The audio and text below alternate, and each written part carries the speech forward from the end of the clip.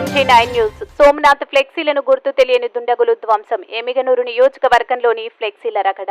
కర్నూలు జిల్లా ఎమ్మిగనూరులో టీడీపీలో ఫ్లెక్సీల వార్ కొనసాగుతుంది. టీడీపీ ఇన్ఛార్జిగా మాజీ ఎమ్మెల్యే బీవీ జయనాగేశ్వరరెడ్డి ఉండగా వైసీపీ టికెట్ బీసీలకు కేటాయించడంతో టీడీపీ కూడా బీసీలకు కేటాయించాలనే ఆలోచనలో ఉందని, అందులో భాగంగా బీసీ సామాజిక వర్గానికి చెందిన మాచాని సోమనాథ్ టీడీపీ టికెట్ కోసం ప్రయత్నాలు చేస్తూ నియోజకవర్గంలో విస్తృత ప్రచారం చేస్తూ చాలా చోట్ల చంద్రబాబును గెలిపించాలని కోరుతూ సూపర్ 6 పథకాలు వివరిస్తూ మాచాని సోమనాథ్ ఫ్లెక్సీలు ఏర్పాటు చేశాడు.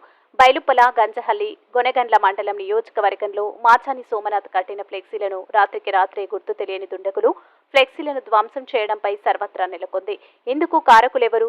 ప్రత్యర్థి వైసీపీ పార్టీనా లేక సొంత పార్టీ నాయకులు ఇంకొక వర్గం చేశారా అనే దానిపై వివరాలు తెలియాల్సి ఉంది.